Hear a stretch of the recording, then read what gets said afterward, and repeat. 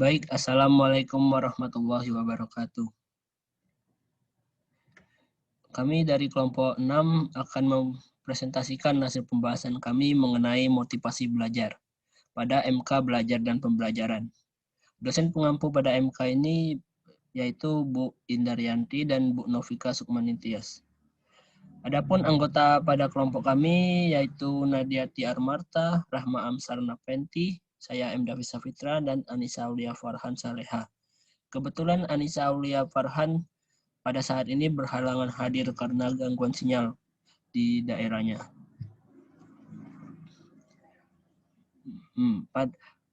Pada motivasi belajar ini, di kelompok kami akan menjelaskan pengertian motivasi dan motivasi belajar. Yang kedua, klasifikasi motivasi belajar. Ketiga, fungsi motivasi belajar. Keempat, peranan motivasi dalam proses pembelajaran. Kelima, tujuan motivasi belajar. Dan yang terakhir, prinsip motivasi belajar.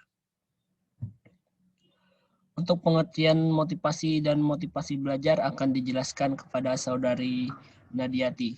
Kepadanya dipersilakan. Baiklah, terima kasih pada moderator. Di sini saya akan menjelaskan tentang mengenai pengertian motivasi dan motivasi belajar. Motivasi adalah perubahan dalam diri atau pribadi seseorang yang ditandai dengan timbulnya perasaan dan reaksi untuk mencapai tujuan. Nah, motivasi ini terbagi menjadi dua, yaitu motivasi intrinsik dan motivasi ekstrinsik. Motivasi belajar adalah suatu dorongan atau daya penggerak dari dalam diri individu yang memberikan arah dan semangat pada kegiatan belajar, sehingga mencapai tujuan yang dikehendaki. Jadi, peran motivasi bagi peserta didik dalam belajar sangat penting. Dengan adanya motivasi akan meningkatkan, memperkuat, dan mengarahkan proses belajarnya, sehingga diperoleh keefektifan dalam belajar. B. Klasifikasi motivasi belajar. Seperti yang saya sebutkan, bahwa motivasi itu terbagi dua, yaitu motivasi intrinsik dan ekstrinsik. Motivasi intrinsik adalah daya dorong dari dalam diri seseorang untuk melakukan sesuatu guna mencapai tujuan yang diinginkan. Jadi, apabila siswa telah memiliki kekuatan dalam melakukan aktivitas belajar yang berhubungan dengan kebutuhan dan kebutuhan saat sekarang dan masa yang akan datang, itu merupakan modal utama dalam belajar. Yang kedua, motivasi ekstrinsik. Motivasi ekstrinsik adalah daya dorongan dari luar diri siswa seperti lingkungan, teman-teman, dan keluarganya. Menurut Winkel, ada beberapa model motivasi ekstrinsik, antara lain belajar demi memenuhi kewajiban, belajar demi menghindari hukuman yang diancamkan, belajar demi memperoleh hadiah, belajar demi meningkatkan gengsi, belajar memperoleh pujian dari orang-orang penting, dan belajar demi tuntutan jabatan yang dipegang atau demi memenuhi persyaratan kenaikan pangkat. Baiklah, saya kembalikan pada moderator.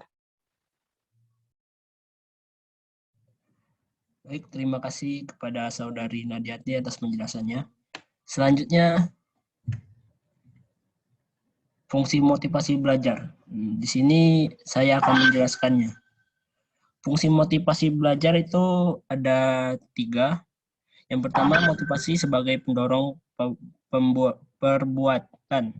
Maksudnya di sini, awalnya anak peserta didik tidak memiliki hasrat untuk belajar. Tapi karena ada sesuatu yang dicari, muncullah minat untuk belajar.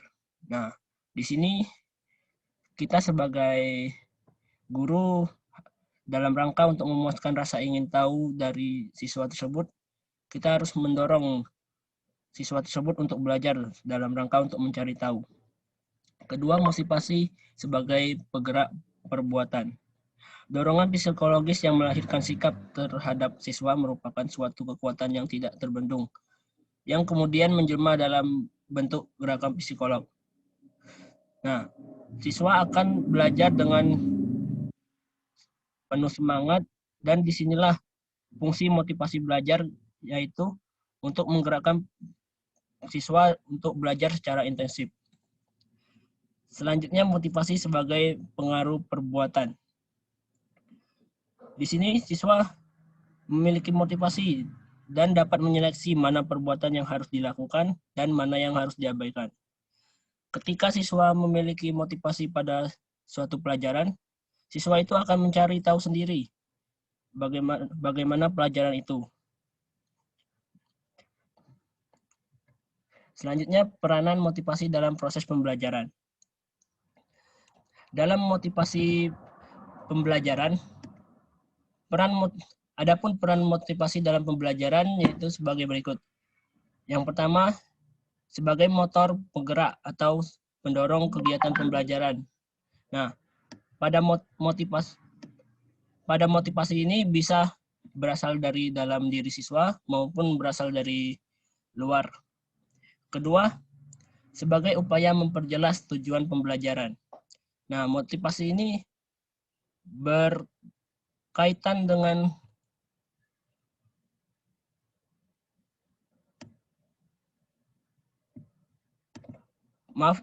motivasi ini berkaitan dengan suatu tujuan.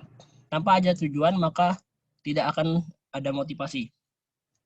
Karena itu, motivasi belajar ini sangat penting dalam mencapai hasil pembelajaran siswa menjadi optimal. Dengan demikian, motivasi dapat memberikan arah dan kegiatan siswa yang harus dikerjakan sesuai dengan tujuan. Ketiga, sebagai penyeleksi arah perbuatan, apa yang harus dikerjakan guna mencapai tujuannya. Keempat, sebagai penentu dalam ketekunan pada waktu pembelajaran berlangsung. Dan yang terakhir, sebagai jembatan dalam meraih kesuksesan sehingga dapat meraih prestasi.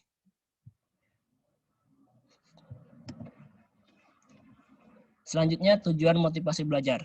Tujuan motivasi belajar ini akan dibahas oleh Rahma Sarnaventi. Kepadanya dipersilakan. Baik, terima kasih kepada moderator. Di sini saya akan menjelaskan tentang tujuan motivasi belajar. Bagi seorang peserta didik, tujuan motivasi adalah untuk menggerakkan atau memacu para siswanya agar timbul keinginan dan kemauan untuk meningkatkan prestasi belajarnya, sehingga tercapai tujuan pendidikan sesuai dengan yang diharapkan dan ditetapkan dalam kurikulum sekolah.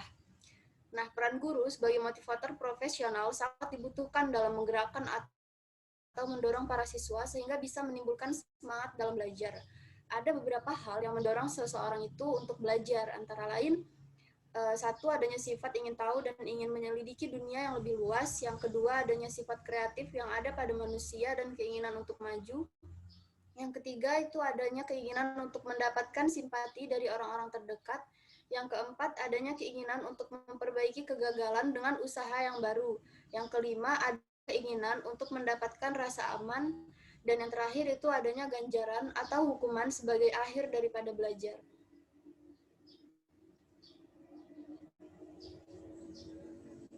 Kemudian motivasi belajar juga memiliki prinsip, yaitu yang pertama motivasi sebagai penggerak yang mendorong aktivitas belajar.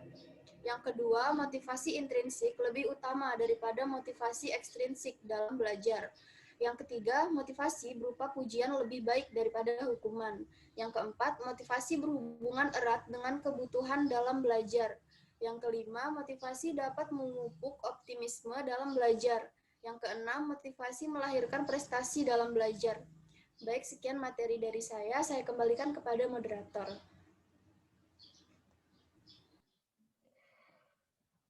Baik, terima kasih kepada Saudari Rahma. Mungkin itu saja pembahasan dari kelompok kami. Apabila ada salah kata atau kalimat pengucapan, kami mohon maaf. Kami akhiri. Wassalamualaikum warahmatullahi wabarakatuh.